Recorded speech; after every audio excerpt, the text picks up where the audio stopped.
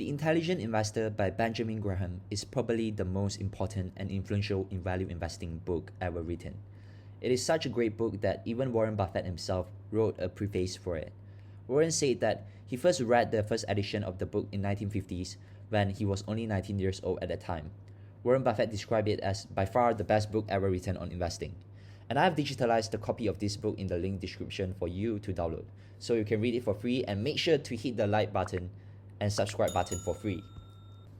Warren said that to invest successfully over a lifetime does not require a very high IQ, unusual business insights, or inside information. What we only need is a sound intellectual framework for making decisions and the ability to keep emotions from corroding that framework. And the Intelligent Investor book precisely and clearly prescribes the proper framework. But Warren said that it is still us that must supply the emotional discipline. Warren specifically pointed out Chapter 8, Mr. Market, and Chapter 20, Margin of Safety, as the two main chapters that contain invaluable advice. He said that if we pay special attention to those two chapters, we will not get a poor result from our investments. But as to whether we achieve outstanding results, it will depend on the effort and intellect we apply to our investments, as well as the amplitudes of stock market folly that prevail during our investing career.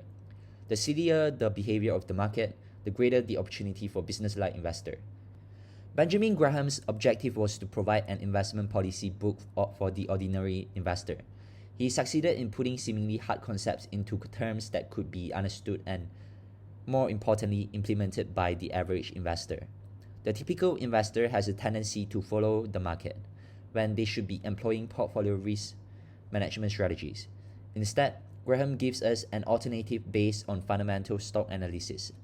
The goal is to learn how to avoid the pitfalls of allowing our emotions to control our investment decisions. Rather, Graham provides the foundation for making business-like decisions. The Intelligent Investor puts special emphasis on teaching, first, the risk management through asset allocation and diversification. Second, maximizing probabilities through valuations, analysis, and margin of safety. Third, a disciplined approach that will prevent consequential errors to a portfolio. What does Graham mean by an intelligent investor?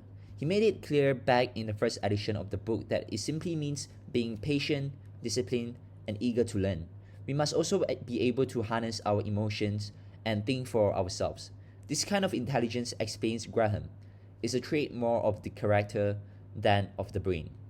Second, there is evidence that high IQ and education are not enough to make an investor intelligent.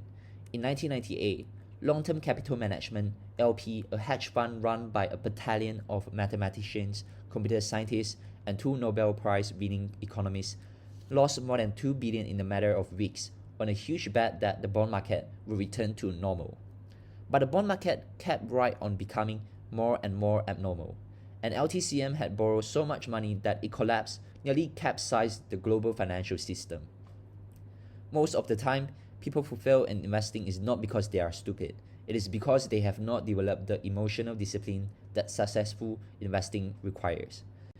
Graham always says that while enthusiasm may be necessary for great accomplishments elsewhere, on Wall Street, it almost invariably leads to disaster. History tells us that people who got carried away on internet stocks, on big growth stocks, let other investor judgments determine their own. They ignored Graham's warning that the really dreadful losses always occur after the buyer forgot to ask how much. The investor's chief problem and even his worst enemy is likely to be himself. One of the most important and basic rules is to keep the activities of investment and speculation totally separate. They should be kept in separate accounts and compartmentalized in your mind. If you must speculate, Graham admonishes investors to limit their allocation to no greater than 10% of investment funds. Just as there is intelligent investing, there is intelligent speculation. Intelligent investing involves, first, the analysis of the fundamental soundness of a business, second, a calculated plan to prevent a severe loss, and third, the pursuit of a reasonable return. Speculation involves basing decisions on the market price, hoping that someone will pay more than you at a later date. An intelligent speculation would include speculating when you believe you are investing, speculating actively without the knowledge or skill to do so properly, and speculating with the money you cannot afford to lose. It is to the benefit of many on Wall Street to promote speculation. because it produces money for the industry. Many trendy formulas and stock picking systems are promoted based on past performance. They may work for periods of time but almost always disappear as they become popular. This means a successful speculator must constantly stay ahead of the latest trend. This is the opposite of intelligent investing, which involves fundamental analysis that does not fluctuate with each passing trend. The intelligent investor never dumps a stock purely because its share price has fallen. In addition, they will always ask first whether the value of the company's underlying businesses has changed. As Graham never stops reminding us, stocks do well or poorly in the future because the businesses behind them do well or poorly. The bottom line is that any speculation should be reserved for a small and separate portion of your funds, no more than 10%. This rule of separation protects your investment funds from catastrophic losses caused by speculation. Here is a quote from Henry Youngman. Americans are getting stronger. 20 years ago, it took two people to carry $10 worth of groceries. Today, a 5-year-old can do it. Inflation is real and it erodes our purchasing power over time. $1 10 years ago is worth more as compared to $1 today. What this means is that cash is a terrible investment. We need to make use of the cash, to get more cash, to beat inflation. Investors often overlook the importance of understanding inflation. Psychologists call this the money illusion.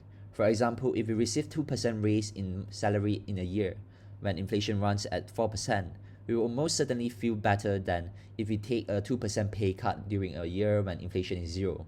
Yet, both changes in the two scenarios leaves us in a virtually identical position, which is 2% worse after inflation. So how can the intelligent investor guard against inflation? A standard answer would be to buy stocks. But as common answers so often are, it is not entirely true. From 1926 through 2002, when the prices of consumer goods and services fell, stock returns were terrible too. When inflation shot up above 6%, stocks also tanked. The stock market lost money in 8 of the 14 years in which inflation exceeded 6%. A reasonable amount of inflation allows companies to pass increased costs of raw goods to consumers, but high inflation forces consumers to stop purchasing, and this results in bad business results and therefore bad stock market returns. This is not to say that there is a close connection between inflationary and deflationary conditions and stock prices. Graham is just pointing out that good quality companies have the ability to continue to grow and pay higher dividends versus a bond with a fixed payout. Investors must be vigilant for the unanticipated. That means there is never a perfect time to be in only one asset category, which is the saying goes, don't put all your eggs into one basket. The intelligent investor must minimize risk by anticipating the unforeseen. Diversification is the foundation of such strategy. And in the commentary, Jason noted two relatively new investment options that are available nowadays. First is the REITs, which stand for Real Estate Investment Trust, and TIPS, which stand for Treasury Inflation Protected Securities, to provide some protection against inflation. Within a diversified portfolio, both of these may be appropriate for the intelligent investor concerned about inflation. And in my personal opinion, even though Graham says that stocks might not be a good investment when inflation runs high, but historically, stocks is definitely still a good investment for those who know what they are doing. And to combat inflation, Graham suggests us to invest in REITs, which essentially are also stocks. The most important thing that we can learn so far from 100 years of stock market history is that the intelligent investor must never forecast the future of the stock market, simply by extrapolating based on the past. The stock market will not go up indefinitely. We have to always be careful and keep in mind that when stock prices rises, it becomes riskier, not less. Every investor should have a satisfactory understanding of stock market history. In order to analyze stock investments, you must have discernment pertaining to the relationship between stock prices and their earnings, cash flows, and dividends. Benjamin Graham asked 3 simple questions. First, why should the future returns of stocks always be the same as their past returns? Second, if every investor comes to believe that stocks are guaranteed to make money in the long run, wouldn't the market end up being wildly overpriced? Third, and once that happens, how can future returns possibly be high?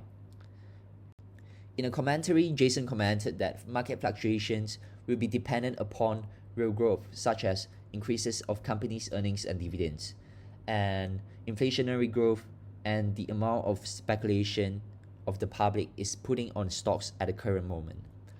And in the commentary, Jason also talked about a little story about the invention of Shiller PE10. Nobel Prize laureate Robert Shiller was inspired by Graham valuation approach when he developed the Shiller PE10. The PE10 ratio compares the current S&P 500 index price to an inflation-adjusted average of profits over the past 10 years. It has provided additional proof that Graham was right on target that price is the biggest determinant of your investment returns. Looking forward into the next video chapter reviews, you will learn about important Graham concepts such as the defensive investor, the enterprising investor, Mr. Market, and a margin of safety.